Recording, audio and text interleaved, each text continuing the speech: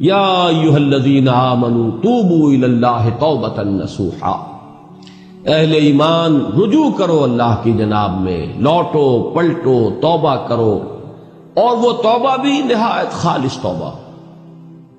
یہ توبہ حضرت علی رضی اللہ تعالیٰ عنہ نے ایک مرتبہ دیکھا ایک شخص کو، وہ گردان کر رہا ہے توبہ کی تیزی تیزی سے، فرمایا یہ تو توبۃ المکذبین ہے، جھٹلانے والوں کی توبہ ہے یہ۔ وہ گھبرایا، تو پھر آپ نے فرمایا توبہ وہ ہوتی ہے جس کے ساتھ وہ ساری کیفیات ہو، شدید ترین پشیمانی ہو کہ میں کیا کر بیٹھا ہوں، پھر یہ کہ آئندہ کے لیے عزم مصمم ہو کہ ہرگز دوبارہ یہ کام میں نہیں کروں گا، اور نہایت گڑ گڑا کر اللہ سے اس کی دعا جو ہے اس کی معافی طلب کی جائے۔ یہ قلب کی گہرائیوں سے جب تک یہ توبہ نہیں نکلے گی یہ توبہ نہیں ہے۔ تو توبۃ النصوح، یہ نصح کا لفظ جو آتا ہے عربی زبان میں، یہ ہے کسی شے کے خالص ہونے، کوئی اس میں ملاوٹ نہ ہو۔ توبۃ النصوح، یہ توبۃ النصوحہ، خالص توبہ کرو، دل کے ایک گہرائیوں سے توبہ کرو، اور صمیم قلب سے توبہ کرو، عزم مصمم کے ساتھ توبہ کرو کہ پروردگار جو خطا ہو گئی ہے بخش دے، آئندہ تیرے کسی حکم کے خلاف کوئی حرکت نہیں کروں گا، خاص طور پر وہ خطا جو معین ہے اس کے بارے میں تو تعین کے ساتھ فیصلہ ہو کہ دوبارہ نہیں کروں گا۔ اس میں ہو سکتا ہے، جیسا کہ میں نے شاید آج دن میں کسی گفتگو میں عرض کیا تھا، بعض طبائع ہوتی ہیں مریض، ان کی قوت ارادی جو ہے کمزور ہوتی ہے، اس وقت وہ خلوص دل سے بھی اگر طے کر لیں کہ یہ کام دوبارہ نہیں کروں گا تو وہ کمزور قوت ارادی کی وجہ سے اس پر قائم نہیں رہ سکتے، کل یا پرسوں یا کچھ عرصے کے بعد پھر پھسل جاتے ہیں۔ اس سے وہ توبہ باطل نہیں ہوگی، اس بات کو سمجھیے، یہ نہ سمجھیے کہ میں انکریج کر رہا ہوں، لیکن مسئلے کو سمجھ لیجیے۔ جس وقت انسان توبہ کر رہا ہے اس وقت عزم مصمم کا ہونا ضروری ہے۔ اب یہ اللہ جانتا ہے ہمارے دل کے اندر کے حالات کو، ہماری کیفیات کو، اگر اس وقت عزم مصمم ہے تو توبہ صحیح ہو جائے گی، پھر اگر خطا ہو گئی پھر توبہ کرو، پھر خطا ہو گئی اور پھر توبہ کرو۔ باز آ ہر چہ ہستی باز آ، گر کافر و گبر و بت پرستی باز آ، این درگہ ماں درگہ نومیدی نیست، 100 بار اگر توبہ شکستی باز آ، اگر 100 مرتبہ بھی توبہ ٹوٹ گئی ہے کوئی پرواہ نہیں، جب تک یہ زندگی کا تسلسل چل رہا ہے،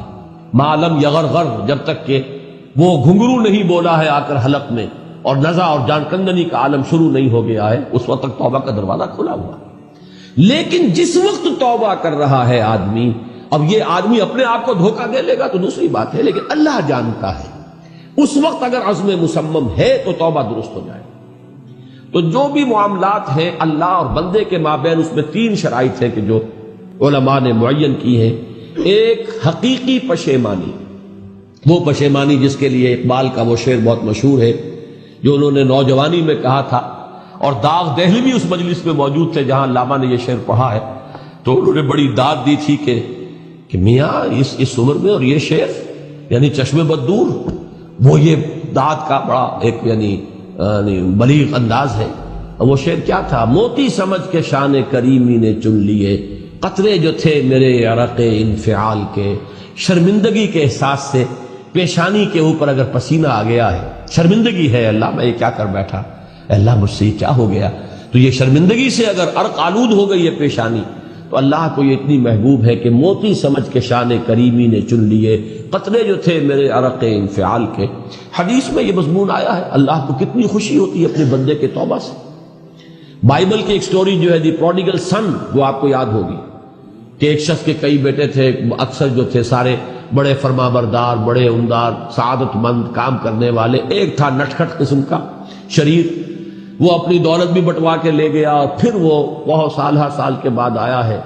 تو سخت یعنی فقیری کے اور قلاشی کے عالم میں باپ نے واقعی سب سے توجہ ہٹا کر اپنی ساری محبت کا برکت پھر اس بچے کو بنا لیا، اپنے بیٹے کو۔ تو وہ سعادت مند بیٹے تھے، انہوں نے کہا کہ یہ کیا کیا آپ نے، یہ ایسا اور یہ ایسا اور یہ ایسا اس نے یہ کیا، اور آج آپ پھر اس کے لیے وہی آپ کی محبت جو ہے وہ یہاں پھر اس کے جو ہے شامل حال ہو گئی ہے۔ تو انہوں نے کہا کہ تم دیکھتے نہیں کہ اگر کوئی چرواہا ہو اور اس کی اگر 100 بھیڑیں اور بکریاں ہیں، تو اگر کوئی بھیڑیا کسی ایک بکری کو اٹھا کر لے جائے تو وہ 99 کو چھوڑ کر اس کے پیچھے بھاگتا ہے اس کو بچانے کے لیے۔ جو میرے ہیں وہ تو ہے ہی ہے،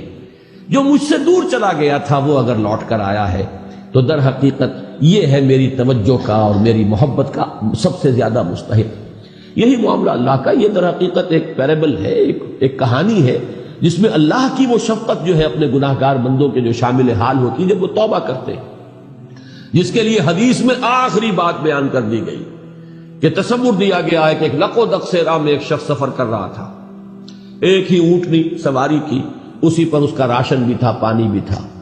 تھوڑی دیر کے لیے وہ ایک درخت کے سائے میں بیٹھا سستانے کے لیے، دھوپ کی تمازت سے بچنے کے لیے، تو ذرا بیٹھا بیٹھا اونگ گیا۔ اب جو آنکھ کھلی تو دیکھا کہ اونٹنی غائب ہے، اس کا سفر کا ذریعہ وہی، پانی اسی پر، راشن اسی پر، گویا کہ کل زندگی کا ذریعہ جو ہے وہ اونٹنی تھی اس کی۔ لق و دق سے رہا ہے، کہاں جائے؟ کہیں پانی نہیں، کچھ کھانے کے لیے نہیں، دیوانہ وار دوڑتا ہے دائیں بائیں ادھر ادھر اونٹنی کو ڈھونڈنے کے لیے، کہیں سراغ نہیں ملتا۔ تو وہ اب موت کے انتظار میں درخت کے نیچے آ کے بیٹھتا ہے، مایوسی کی انتہا، موت کا انتظار، کہ اچانک دیکھتا ہے کہ اونٹنی تو کھڑی ہوئی ہے۔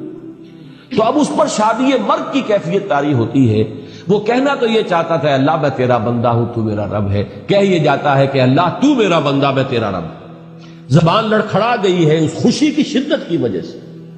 تو حضور فرماتے ہیں کہ اللہ کو اپنے کسی گناہگار بندے کی توبہ سے اس سے بھی کہیں زیادہ خوشی ہوتی ہے۔ تو اس کو ذہن میں رکھیے، توبہ کا بڑا اونچا مقام ہے۔ ہمارے ہاں شرائط بھی سخت ہیں، 3 شرطیں، وہ ایک عزم مصمم، ایک پشیمانی، حقیقی پشیمانی، نمبر 2 عزم مصمم کہ ہم اب دوبارہ نہیں کروں گا، نمبر 3 ایک مرتبہ ضرور اس کام کو چھوڑ دینا۔ یہ گویا کہ اس کے عزم مصمم کا فوری ثبوت ملنا چاہیے۔ کچھ دنوں کے بعد پھر کہیں جذبات کا رحلہ آئے، کوئی اور خطا ہو جائے، بات دوسری ہوگی۔ اور جو حقوق العباد کا معاملہ، اس میں 4تھی شرط اور ہے، اس لیے کہ حقوق العباد کی کوتاہی جو ہے اللہ تعالیٰ معاف نہیں فرمائیں گے۔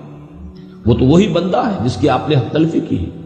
کسی کی غیبت کی ہے، کسی کی چغلی کھائی ہے، کسی پر تہمت لگائی ہے، کسی کا مال ہڑپ کیا ہے، کسی کو دھوکہ دیا ہے، کسی کی عزت پر حملہ کیا ہے، تو وہ تو وہی معاف کرے گا۔